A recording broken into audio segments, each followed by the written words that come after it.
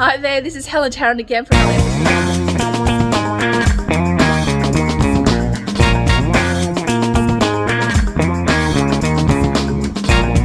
with our whole team. Wow, it's massive.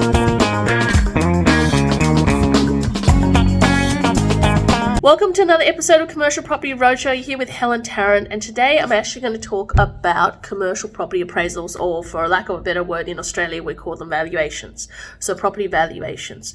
Now, I've done some videos before about what happens when we get a low valuation. So if you haven't seen that video, check out the link there before. I'll post that as well in case you're in the middle of getting a low val, or you have gotten a low val and you've walked away from the deal and you really shouldn't have. You should have negotiated, right?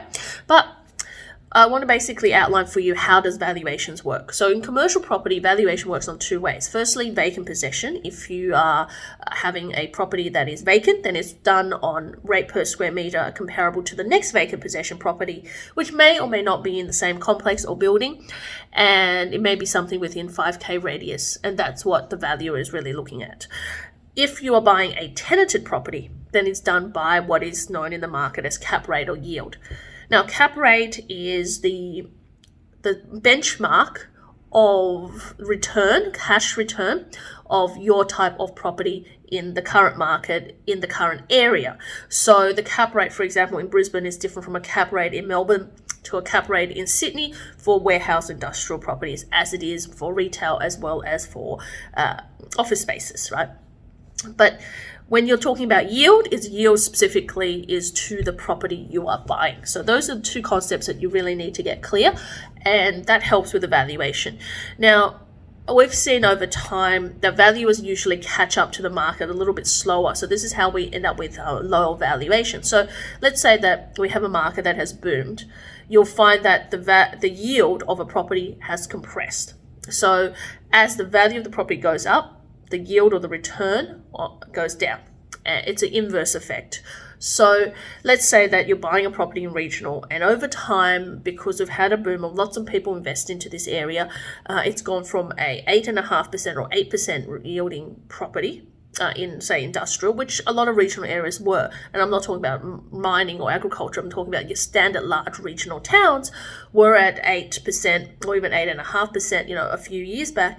And now they've compressed. That yield has compressed to 6.5% because people are willing to pay that yield for that kind of asset because they're still getting it higher than they would at the metro cities. But sometimes valuers don't catch up that fast. They need a significant amount of market evidence in order to value a property that kind of yield. So you might end up having lower valuations come through for quite a few properties until they realize the norm in this area is now 6.5% rather than a 7%. So that's where it makes deals kind of tricky, especially when you've got loans, because that's based on the valuation. The bank bases everything on the valuation. But just remember, valuations or appraisals are a moment in time by one person through their research, but it's a subjective view of one person in time, a moment in time of a snapshot of the property. It doesn't guarantee what might happen 3 months down the track, which is why all valuations have a disclaimer and a caveat, and basically says this lasts only 3 months. And most of the time, the bank only will get you to do a revaluation if that valuation has been sitting there on the property for 2 or 3 months, right? Because it's only a moment in time. They're not going to be able to tell you about what how the tenant is performing. They're not going to tell you about the viability of the tenant. They can give you a general idea of what the viability of the tenant based on what they've seen. And of course, a valuer is very, very experienced. So they might be seeing lots of, say, dentists. They might see a lot of medical centres. They might see a lot of childcare centres. They might also see a lot of grocery stores, hairdressers, cafes. Some specialist valuers do, self-storage facilities, petrol stations, childcare, right? Those are very specialised, where not just run-of-the-mill valuers can do. So, and those valuations obviously cost a lot more because they're very specialized. But they have the experience of seeing how the business is trending, so they can look at a lease and tell you if the incentives are correct or the incentives are too high. They might tell you that if the rate per square meter for that type of tenant is too high or too low. These are the comments, but they can't obviously tell you how viable your tenant is, so whether they're going to survive the whole lease or not. They won't be able to tell you that, they will make some comments about the fit out of the property, but they're not going to be able to tell you, any structural issues, because that's not their thing. They're not going to assess your pest and building report and tell you, it's correct or not correct and how much capital works it is. I mean, if they come up to something during their inspection, like all valuers will make a comment about maybe the way that the fit out is done, whether it's poor or good or excellent, and then that will attach a certain value to it. Now, what valuers do are great at, and it's something that you definitely should get a valuation on and should use, is comparable sales and leasing.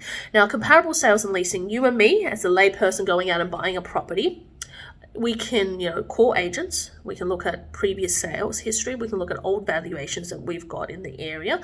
We can look at auction houses.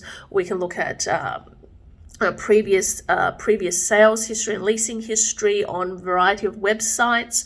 And through our own experience, we might know a few as well. But what it's not going to be, we are still not going to be as good as a valuer who does this day in, day out. And for a specific area, they know the rate per square meter, whether it's for vacant properties, when they're buying vacant properties where you, for example, doing an uplift, or vacant properties for owner occupiers, or properties that are rented or tenanted properties. They know this is the back of their hand, and they know this because they speak to agents in the area every day, all day long. So their information is going to be the most accurate and is the one that you should always use. And this is why I always say it's important to get a valuation. Even if you spend paying it cash, even if you're buying, especially if you're buying it in your self-managed super fund, or even if you're doing a redraw from, or you're securing it against some other property and you don't need to actually finance this property, comes as clear title, you still need a valuation. And the reason you need that valuation is because you want to know in that moment in time how the rate per square meter in terms of rent or the property itself, if it's sold as vacant possession, is trending, right? And you want to get those comparisons. It helps in the future for capital gains. It helps in future when you try to resell the property. It helps when you're looking at rent reviews for your tenant in the future as well. So it's just benchmark for you. So that's why it's important to get a commercial property valuation.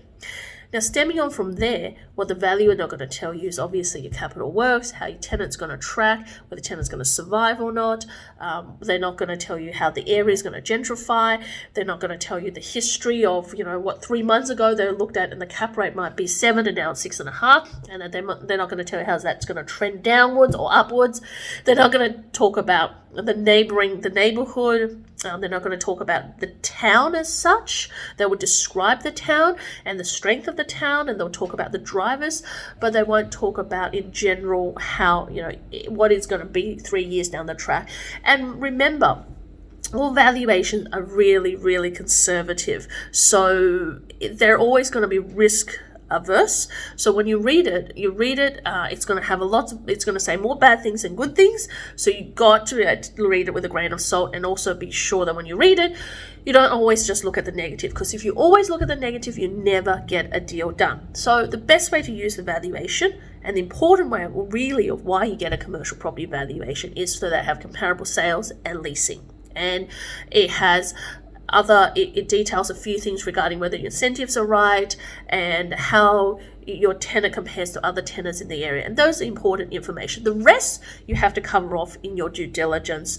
That won't be covered as the valuation. And again, everything is specific. So like, for example, your pest and building report covers the pest, your roof report covers the roof, and so on and so forth. So you need to get those specialized areas, and it's like a jigsaw puzzle, putting it all together to make a commercial property deal work.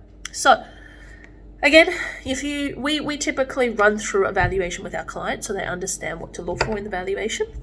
We typically look at why it's low, if a valuation came in low, and how we're going to negotiate. And we then typically look at how we're going to be able to negotiate low valuation in terms of a discount.